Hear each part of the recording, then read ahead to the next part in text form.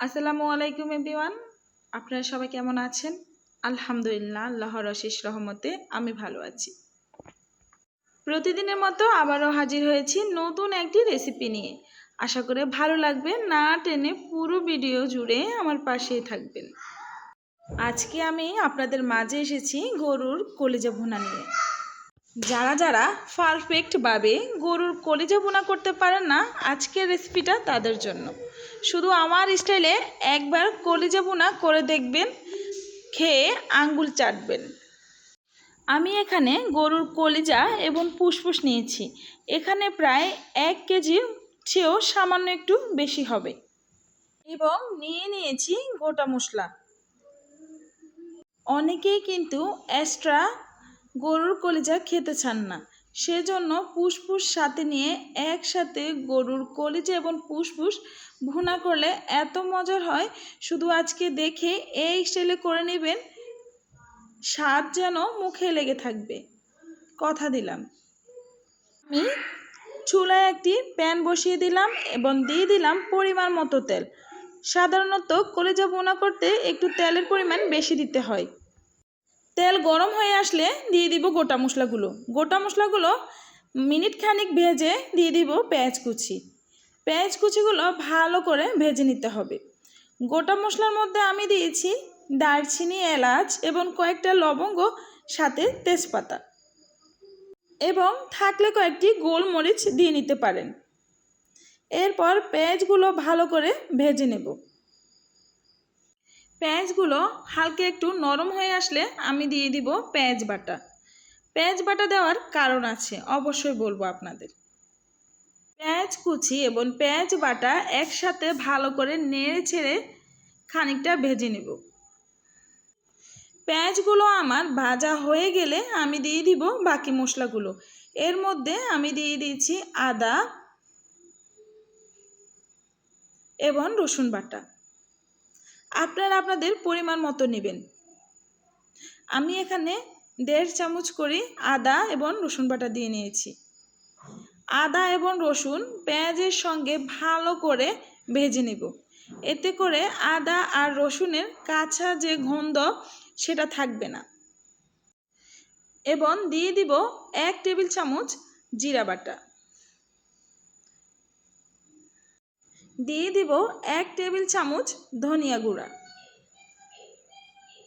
এবার সবগুলো উপকরণ একসঙ্গে ভালো করে নেড়ে ছেড়ে ভেজে নেব। আপনারা দেখে বুঝতে পেরেছেন আমি কেমন করে ভেজে নিচ্ছি। এরপর দিয়ে দিব হলুদের গুঁড়ো এবং আপনাদের স্বাদ অনুযায়ী মরিচের গুঁড়ো। তবে কলিজা ভুনায় একটু কম মরিচ দিলে ভালো হয়, কারণ কলিজা ভুনায় বেশি মরিচ দিলে খুব একটা ভালো লাগে না। এরপর দিয়ে দিব সামান্য পানি।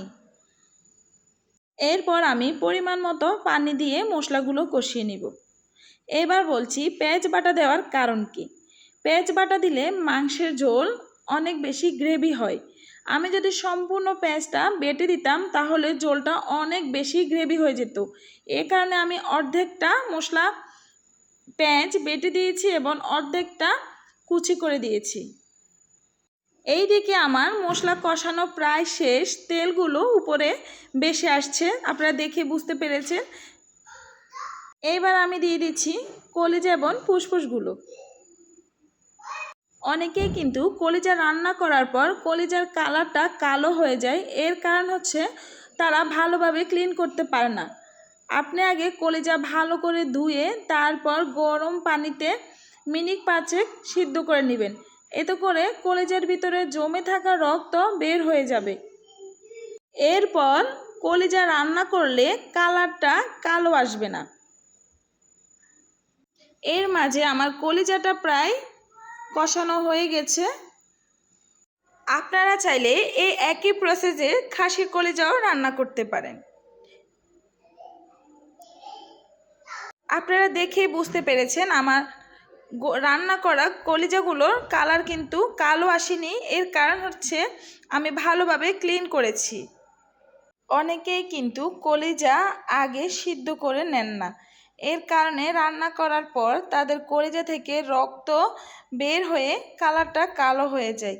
তাই কলিজা আগ থেকে ভালো করে 5 মিনিট সিদ্ধ করে নিতে হয়, এতে করে কালারটাও পারফেক্ট আসে। আমি কিন্তু আপনাদের স্কিপ করে করে দেখাচ্ছি। আমার গরুর কলিজাটা প্রায় হয়ে আসছে, এই জন্য আমি দিয়ে দিয়েছি 4টা আস্ত কাঁচামরিচ। এই মরিচ দেওয়াতে কোনোভাবে ঝাল হবে না, এই মরিচগুলো দেওয়া হচ্ছে ফ্লেভারের জন্য, যাতে ভালো একটি ফ্লেভার আসে। আমার কলিজাটা রান্না করা প্রায় হয়ে গেছে। কি দুর্দান্ত একটা কালার আসছে, হয়তো বা ক্যামেরাতে তেমন একটা বোঝা যাচ্ছে না, কিন্তু রিয়েলভাবে দেখলে বোঝা যায়। দেখা মাত্রই জিভে পানি এসে যায়। এরপর আমি দিয়ে দিয়েছি কয়েকটি গুঁড়ো করে রাখা জিরার গুঁড়ো, এটা হচ্ছে ভাজা জিরার গুঁড়ো, এতে করে দারুণ একটা ফ্লেভার আসে। দেখুন কি ইয়ামি লাগছে আমার রান্না করা কলিজাগুলো। এই প্রসেসে রান্না করবেন, বিশ্বাস করেন হাত চেটেপুটে খাবেন, এত মজা হয়। সবাই ভালো থাকবেন এবং ট্রাই করবেন এভাবে রান্না করার জন্য।